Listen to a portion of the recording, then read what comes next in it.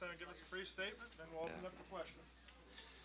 Well, we're extremely excited to be here in New Orleans for the All-State BCS National Championship. We've always appreciated the hospitality that New Orleans has offered us, and also the hospitality that Paul Houlihan and the entire Sugar Bowl committee has always expressed to us. This is a special place. It's a special city. It's a special opportunity for our team to play against an outstanding, LSU team who's #1 in the country. We're very proud of what our team has been able to accomplish this year, and especially our seniors who have provided the leadership and also have had an outstanding success in terms of their career, in terms of winning 47 games in the last 4 years, which I think is a school record. We're also very proud of the fact that we have 22 graduates in this game, which is ties what we're extremely excited to be here. It's a great opportunity for our team. In the spirit of competition, this is about as good as it gets, and we're certainly looking forward to the opportunity that we have here and the great hospitality that. Questions? Coach, Damian Square and Dante Hightower missed this game a couple of years ago with rehabilitating the knees. Got to get a second shot on this stage.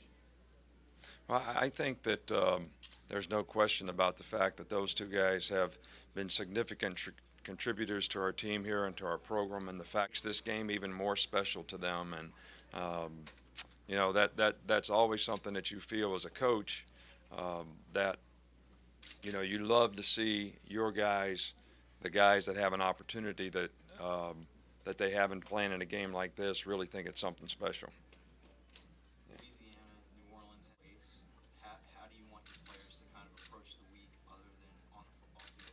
Well, I think everybody's got to make a choice and decision about, the consequences of the things that they do. And I think that, rest, really, but you can still enjoy yourself if you make good choices and decisions about what you do and what you don't do.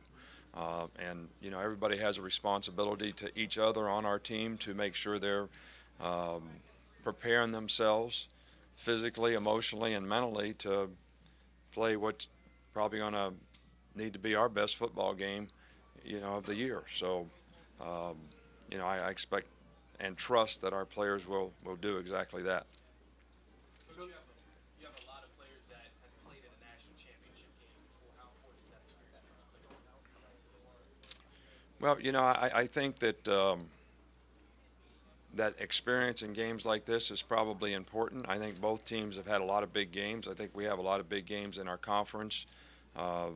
Playing in the SEC championship game a few times probably is a good experience for most of the players. But, these kind of competitive games, especially the league that you've already played, I think, makes it even a more special challenge. And I think that's the opportunity that our players have to play LSU again is, something that is unique. And I think that because of the respect that we have for them, makes this an outstanding competitive venue.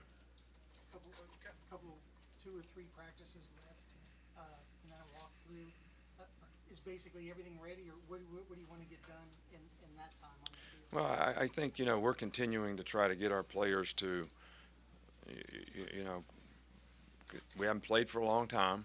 All right, so the way we practice is very important to the way we're going to play, probably more important than it ever is, even in the regular season when you're in a routine. So I think these practices are important practices. I think we've installed most of what we're going to do. I think now we're just trying to refine the execution of it and continue to develop confidence in it, that if everybody does their job, that'll give us the best chance to be successful. Nick, I asked this kind of in the context of before Mr. Gilbert was personal. Have you taken note of kickers and the anguish they've gone through in bowl games in the past week and so? Oh yeah, I don't watch a lot of the games, but it seems like by the time I've seen a couple of those in the last couple of days, actually.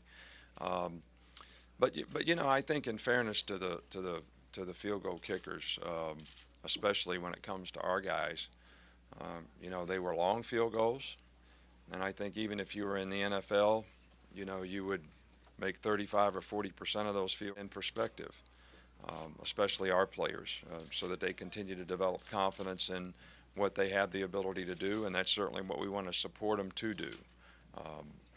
But, you know, there's an issue right now, but, you know, for years and years and years, and it has nothing to do with the outcome of our game because we've been successful in overtime games as well, but, you know, I do think that when this is all said and done, and some of the games that have been decided like they have in overtime, that, you know, maybe in college football we should examine how we complete games in overtime.